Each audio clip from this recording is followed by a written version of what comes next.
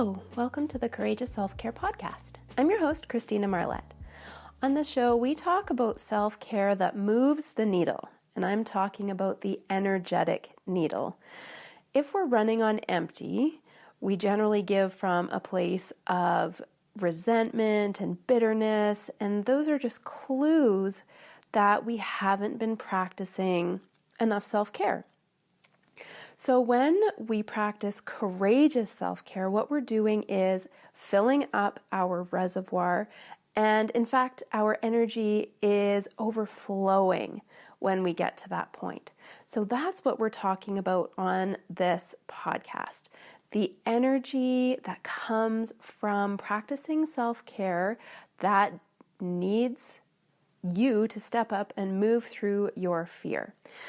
So what I want to talk about today is I want to unpack the Courageous Self-Care Festival a little more. It's been in my heart and on my mind to dive deeper into the learnings. Just about a month ago, if you're new to this show, welcome. And if you're returning, welcome back. Just about a month ago, I embarked upon a significant journey. Well, it was kind of the culmination of a significant journey. I ran the Courageous Self-Care Festival. It took a lot of work, and what I wanted to do in this podcast is reflect a little bit on a second aspect of the learnings I received. So the last time I did a festival aftermath podcast, I talked about one of the main reasons I decided to do the show in the first place, to reduce the pain of rejection. And I accomplished that goal. So that was a specific reason that I knew about that I was doing the festival. What I want to share today is a reason that I didn't know why I was doing the festival. I remarked as I was getting close to the actual date to someone that planning the festival was a lot like planning a wedding. I needed a venue, I needed entertainment, I needed gifts, I needed invitations or tickets. It had the same magnitude and the same kind of excitement. What I didn't realize was that it was like a wedding in more than just the planning. Energetically, it felt like I was making a significant commitment to courageous self-care. A little bit about my history. I have been known to change what I'm doing every few years. I thought when I started teaching, quite a long time ago now, that I was going to be a teacher forever. 3 years into it, I decided to stay at home with my first child, and I left teaching.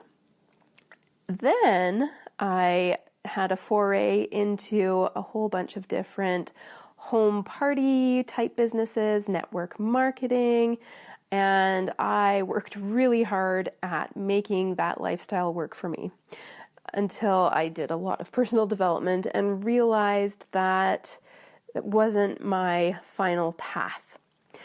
After that, I trained to become an embodiment coach and a facilitator. And I actually trained to help one of my mentors run her business. I realized after I tried to do that for a while that even though it was scary to teach my own stuff, my own learnings, that was what I needed to do. So instead of teaching someone else's program and facilitating and coaching for her, I ventured forth on my own. And the first permutation of my business was called Dance Ugly, Dance Awkward. It was kind of like life coaching with getting the body involved, although at that time I couldn't say it that succinctly. I worked on that for several years, and then, I don't know if I've ever told this story, my website got hacked by Google when I was launching my book that I had written. And, well, my website didn't get hacked by Google. It got hacked and then blacklisted by Google. So I would never be able to use the domain again. And I had people helping me fix the website, and they said there was so much malware inserted into it that there was just no way that it could be salvaged. I took that as a virtual 2x4 over the head from the universe, that it was time to shift a little bit. Out of those ashes, the phoenix that rose was courageous self-care.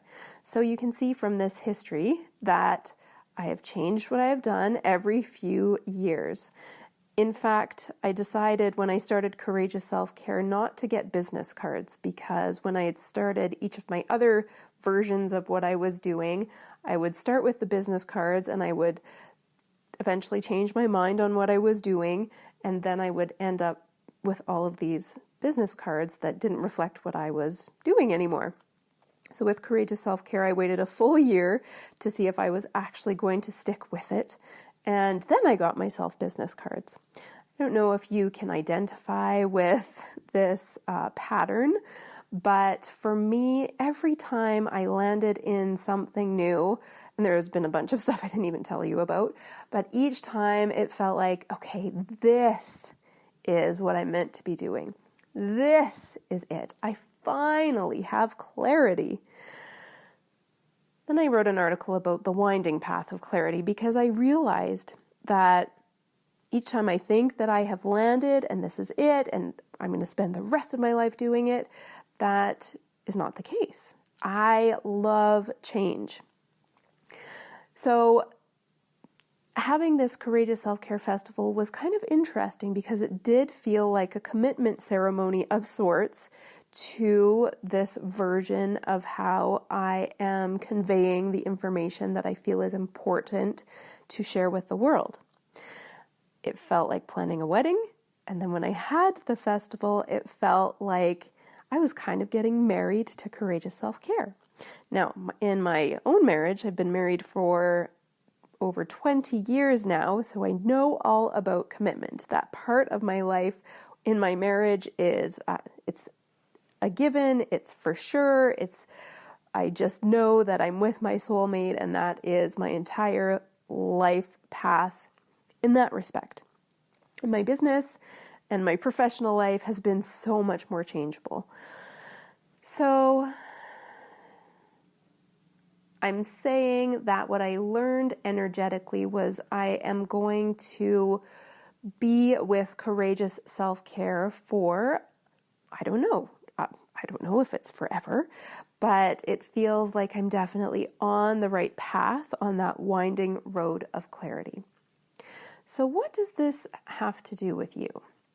Perhaps you're someone who has taken a leap of faith and is doing something outside of the norm. I used to be a teacher, and like I said, I thought I was going to do that forever, and that was very straightforward. There's not a lot of self-promotion in teaching.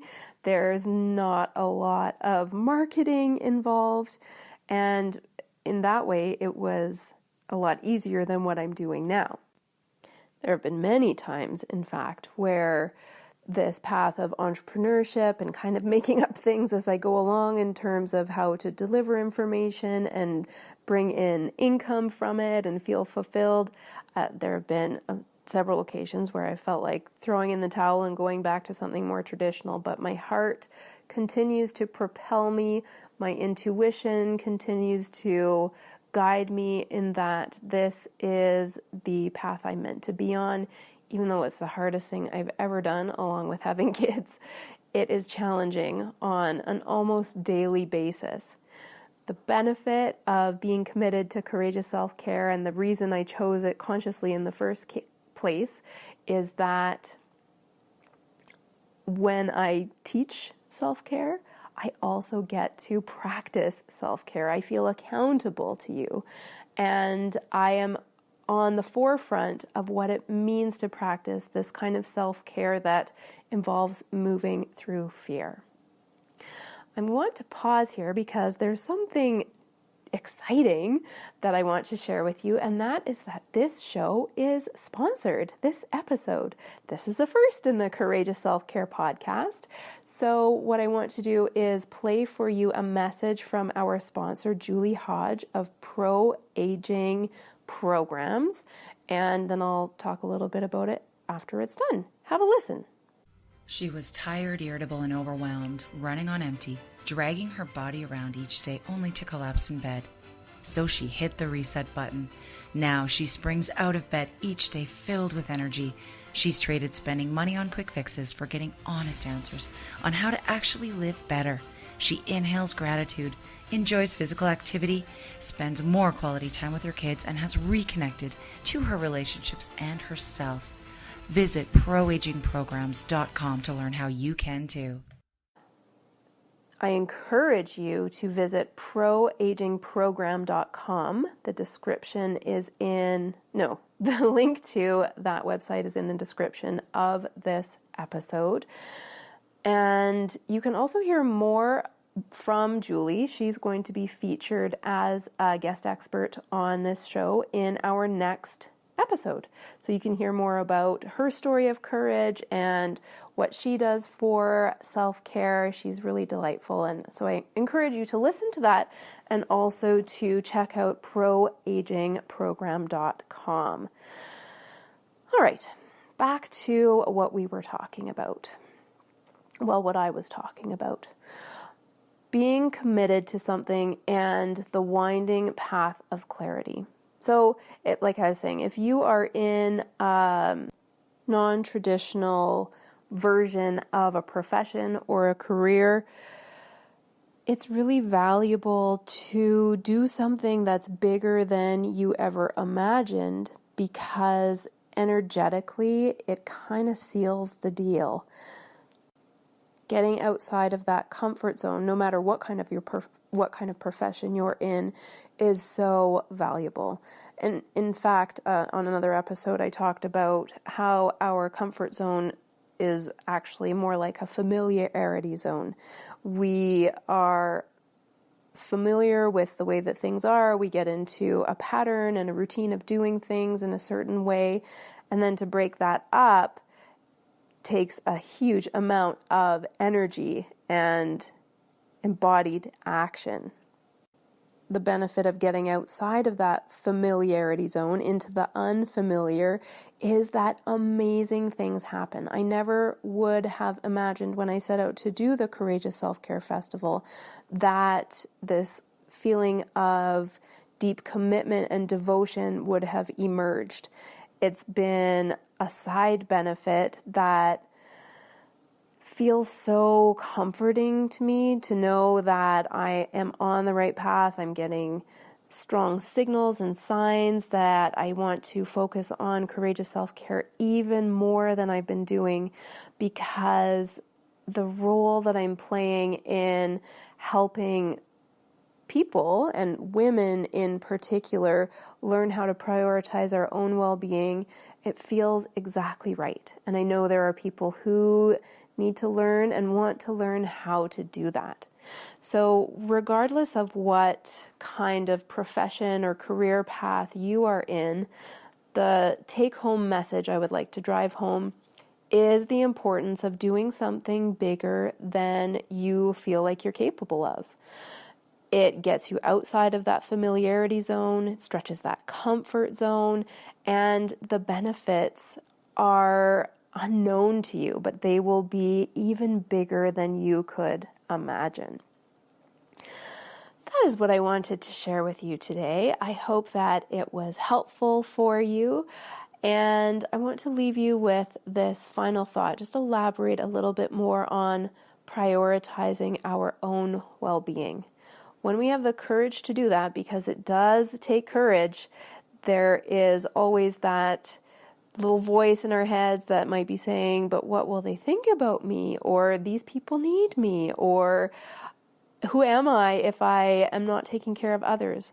It is so valuable to put our well-being at the forefront of our minds and be checking in continually throughout each day, wondering, being curious about how we can take care of ourselves so that we can give from that place of fullness that I was talking about at the beginning. We want to be able to give from a place of overflow.